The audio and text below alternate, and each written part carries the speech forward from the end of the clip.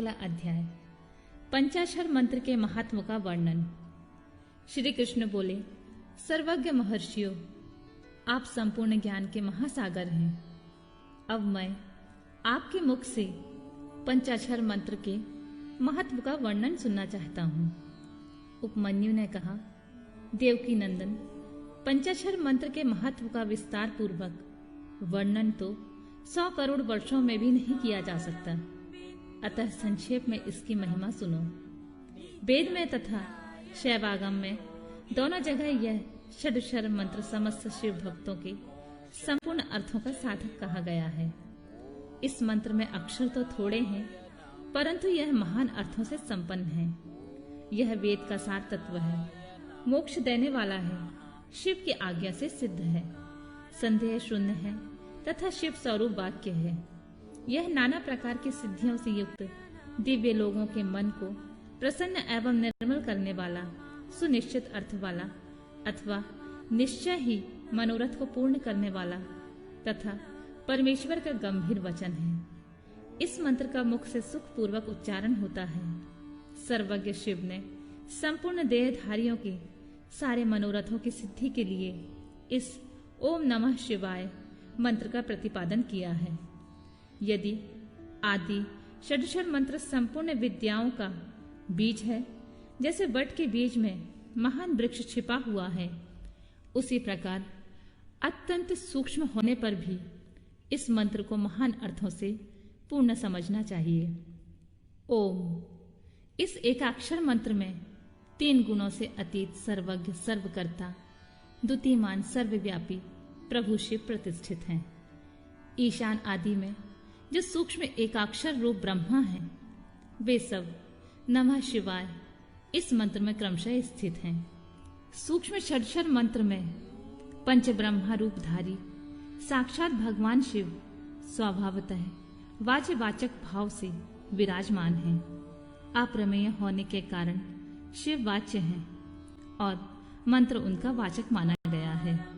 शिव और मंत्र का यह वाच्यवाचक भाव अनादिकाल से चला आ रहा है। जैसे यह घोर संसार सागर अनादिकाल से प्रवृत्त है, उसी प्रकार संसार से छुड़ाने वाले भगवान शिव भी अनादिकाल से ही नित्य विराजमान हैं। जैसे औषध रोगों का स्वभावतः शत्रु है, उसी प्रकार भगवान शिव संसार दोषों के स्वाभाविक शत्रु माने गए हैं।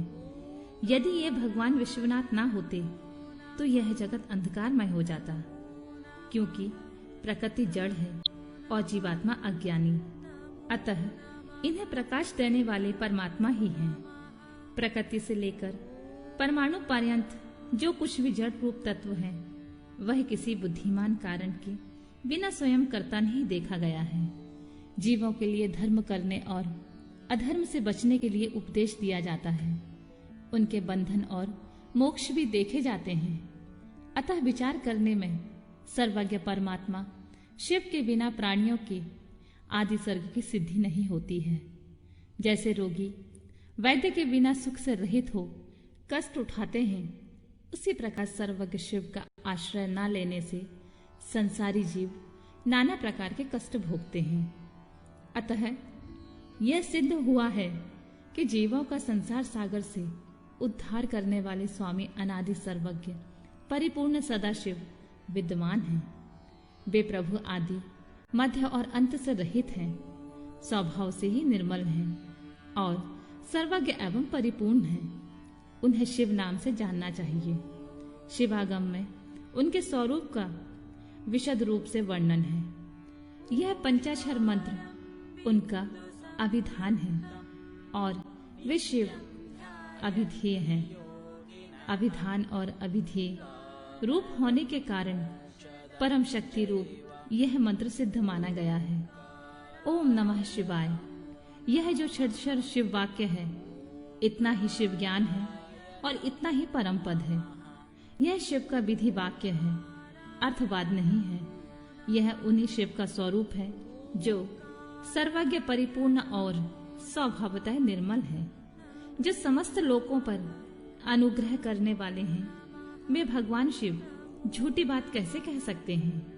जो सर्वज्ञ हैं वे तो मंत्र से जितना फल मिल सकता है उतना पूरा का पूरा बताएंगे, परंतु जो राग और अज्ञान आदि दोषों से ग्रस्त हैं वे ही झूठी बात कह सकते हैं।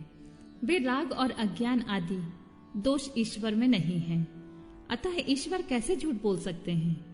जिनका संपूर्ण दोषों से कभी परिचय ही नहीं हुआ, उन सर्वज्ञ शिव ने जिस निर्मल वाक्य पंचाक्षर मंत्र का प्रणयन किया है वह प्रमाणभूत ही है, इसमें संशय नहीं है।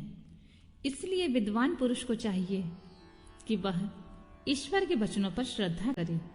यथार्थ पुण्य पाप के विषय में ईश्वर के वचनों पर श्रद्धा न करने वाला पुरुष नरक में जाता है। शांत स्वभाव वाले श्रेष्ठ मुनियों ने स्वर्ग और मोक्ष की सिद्धि के लिए जो सुंदर बात कही है उसे शुभाषित समझना चाहिए। जो वाक्य राग देश असत्य काम क्रोध और तृष्णा का अनुसरण करने वाला हो वह नरक का हेतु होने के कारण दुभाषित कहलाता है। अविद्या एवं राग से युक्त वाक्य जन्म मरण रूप संसार कष्ट की प्राप्ति में कारण होता है। अतः वह कोमल ललित अथवा संस्कृत संस्कार युक्त हो तो भी उससे क्या लाभ, जिसे सुनकर कल्याण की प्राप्ति हो तथा राग आदि दोषों का नाश हो जाए। वह वाक्य सुंदर शब्दावली से युक्त ना हो तो भी शोभन तथा समझने योग्य है।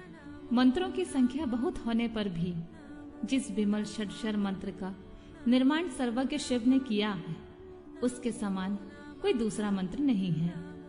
षडक्षर मंत्र में 6 अंगों सहित संपूर्ण वेद और शास्त्र विद्यमान है, अतः उसके समान कोई दूसरा मंत्र कहीं नहीं है। 7 करोड़ महामंत्रों और अनेकों अनेक उपमंत्रों से यह षडक्षर मंत्र उसी प्रकार भिन्न है जैसे वृत्ति से सूत्र, जिससे शिव ज्ञान है, और जो जो विद्या स्थान है वे सब षडक्षर मंत्र रूपी सूत्र के संक्षिप्त भाष्य हैं। जिसके हृदय में ओम नमः शिवाय यह षडक्षर मंत्र प्रतिष्ठित है, उस दूसरे बहुसंख्यक मंत्रों और अनेकों विस्तृत शास्त्रों से क्या प्रयोजन है। जिसने ओम नमः शिवाय इस मंत्र का जब दृढ़ता पूर्वक अपना लिया है उसने संपूर्ण शास्त्र पढ़ लिया और समस्त शुभ कृत्यों का अनुष्ठान पूरा कर लिया। आदि में नमः पद से युक्त शिवाय ये तीनों अक्षर जिसके जिह्वा के अग्रभाग में विद्यमान है उसका जीवन सफल हो गया। पंचाक्षर मंत्र के जप में लगा हुआ पुरुष यदि पंडित मूर्ख अत्यज अथवा अधम भी हो तो वह पाप पंजर से मुक्त हो जाता है।